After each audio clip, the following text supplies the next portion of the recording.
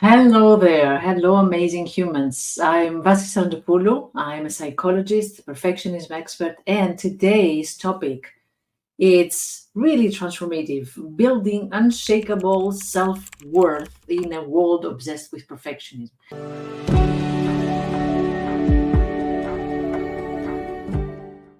We often talk about confidence, and people say, just be confident, just go there, be confident before you go and speak and, to the client or you do your presentation, just be confident, as if it's really simple or as if this is the thing we need.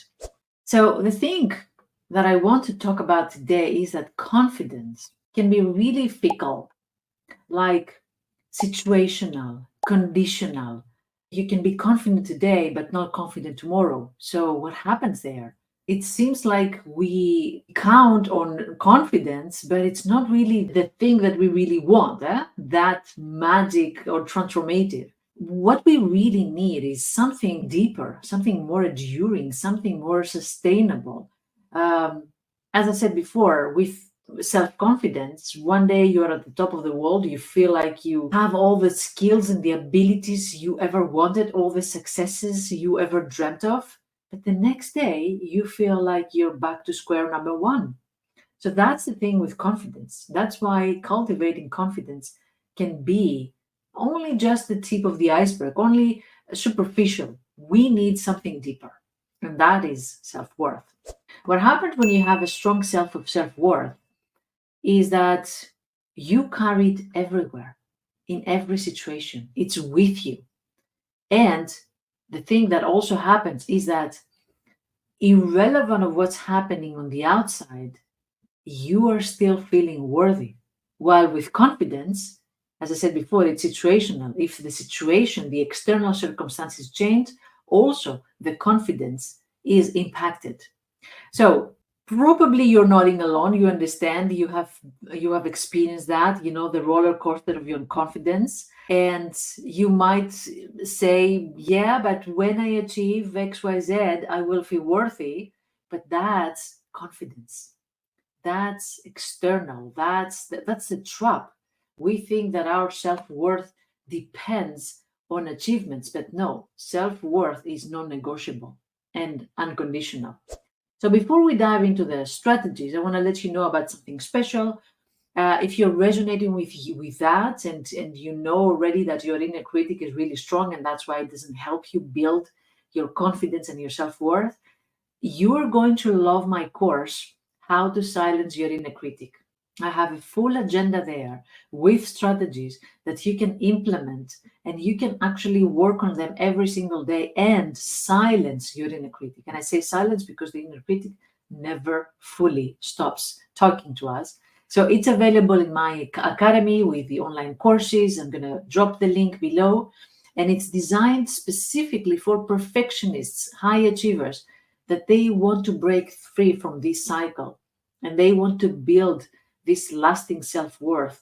They don't want to doubt themselves on the time. They don't want to question their abilities. They don't want to question their successes and have this, roller coaster effect that we said before. One day I feel I am incredible. The other day I feel terrible.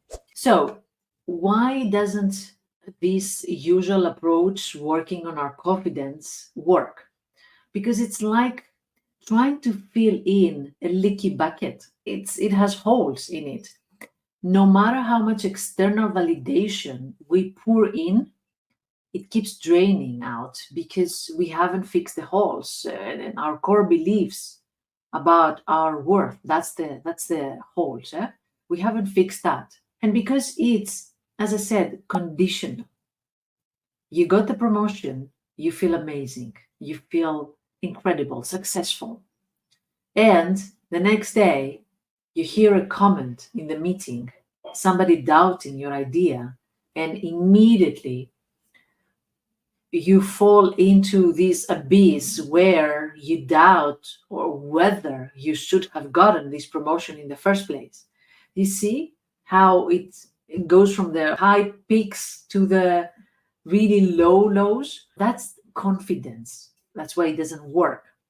But don't worry, because here we're going to work on something even stronger than confidence. We're going to work on our self worth. So I have three strategies for you. Let's dive in. Practice unconditional self acceptance. You notice that the key word is unconditional. Your worth has nothing to do with your failures, neither with your achievements.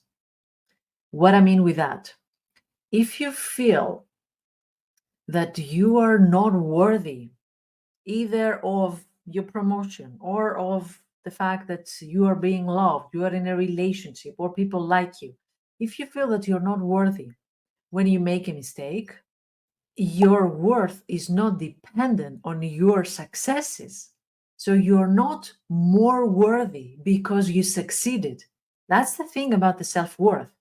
It's not dependent on your achievements, your looks, what other people think of you, your failures. None of this. You're not more worthy because you succeeded. You're not less worthy because you failed. None of this plays a role in that. You are inherently worthy just because you exist, just because you were born, just because you are here. You are worthy already. So here's a practical example. Really do this exercise every day. Every morning, look in the mirror and say, I accept myself fully exactly as I am.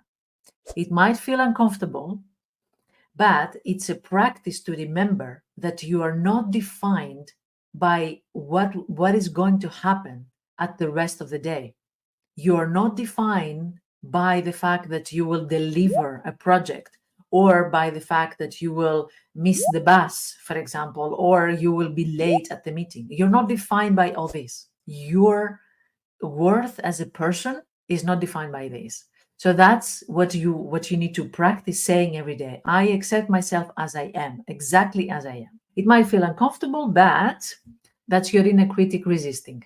That's why it's there, the inner critic that we said before. But stick with it.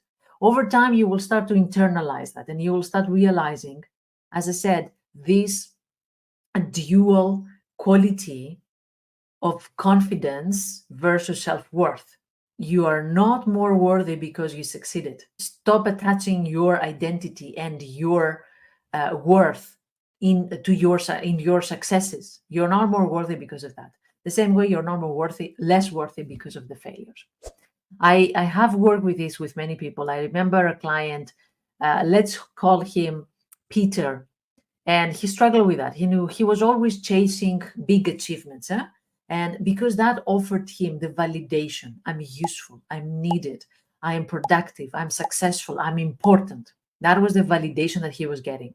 And when he didn't have any achievements, he was looking for something because there was an empty void here inside him. If I'm not achieving, then who am I? So when we started this exercise, he started eventually detaching from any tangible results, detaching his identity from tangible results. They were good, of course, everybody wants tangible results, but they were not the only part of his identity. So he reported feeling more at peace, feeling more worthy, feeling more proud of himself, and less anxious about proving himself. That's the thing. We feel anxious to prove ourselves. That's the power of unconditional self acceptance. Second strategy, cultivate self compassion through mindfulness. How is that connected with self worth? The thing is that during tough times, what we tend to do is we beat ourselves really, really harshly. We call ourselves out, we intimidate, humiliate, embarrass, punish, belittle ourselves. Does this help with self confidence? No. Does this help with self worth? Not at all. So, the antidote to that is self compassion. It's a superpower for building self worth. And it's about treating yourself with kindness. So, try this mindfulness exercise. Set a timer for 5 minutes, close your eyes, and focus on your breath. And as thoughts come up, especially the self critical ones, acknowledge them without judging. Learn how to hear the critical, the negative thoughts without discussing with them, without conversing with them, without believing them. I see you, you're telling me I'm doing something wrong. I see you, you judge me because I made a mistake. And then you let it pass. You just see, you just observe the thought. Allow also yourself to stay there in this moment of suffering. This is a moment of suffering. I'm going through tough times. I cannot see the way out. I cannot see the solution. I cannot see the next decision. Suffering is part of life. I don't deserve it. It doesn't make me worthy of this suffering. I don't deserve it. And that's the moment that I am kind to myself, especially during this moment of suffering. So research shows that when you're doing this mindful exercise, we actually change our brain. We are reducing the activity in areas that produce these self-critical thoughts. And we increase the activity in the areas that are associated with feelings of self-compassion and feelings of content and feelings of joy. So practice that. 5 minutes a day might do the job. The third strategy is aligning your actions with your values. Let me give you an example from the present moment. When I am here and I'm sharing this video, my core value is knowledge, and specifically knowledge sharing. When I think about myself, whether I'm failing or I'm succeeding, I might find myself many times doing well, many times not doing very well. However, when I judge myself on whether I'm living according to my values, I actually see myself always doing the thing that I want to do. So I am here in this video. I don't know whether I'm doing well or not. I do try to, but the thing that I keep in my mind, in my heart, is that I live up to my values today because I'm sharing the knowledge that I already have. And I love that. Maybe I'm not perfect. Maybe I make mistakes. Maybe I'm not a perfect presenter, but I live according to my values. So that's powerful. When you live in alignment with your core values, your sense of self-worth naturally increases because your filter is not doing well or not doing well. Your filter is living according to my values or not. So here, how you're going to put it into practice. Choose 5 core values, 5 values that are important in your life. It can be honesty, it can be adventure, it can be creativity, it can be kindness, it can be community, growth, you name it. Every day, choose one small action that aligns with one of these values. And instead of patting yourself in the back and congratulating yourself because you brought a result, congratulate yourself because you lived up to your values. You created a life aligned into this value. That's the deep sense of self-worth that you are cultivating. And it's not dependent on likes and other people's views, but depending on what you think is important. Wrapping up, we said about these 3 strategies: practice unconditional self-acceptance, cultivate self-compassion, and align your actions with your values. I want to circle back to something I mentioned earlier. If you're loving these strategies and you want to dive deeper and you want to work with your inner critic that actually damages your confidence and, of course, your self-worth, have a look at the course, How to Silence Your Inner Critic. It's packed with tools, strategies, and exercises and insights so that you can break free from this critical noise in the head. And it's designed especially for perfectionists that want to build everlasting self-worth. Thank you very much for being here. Thank you for listening. Remember, self-worth is a journey. It's not a destination. It's about embracing your inherent value every single day, not proving it. If this video helped you, let me know in the comments. Let me know your questions, your feedback, your insights. Don't forget also to subscribe if you're watching from YouTube for more psychology insights. So until next week, take good care of yourself.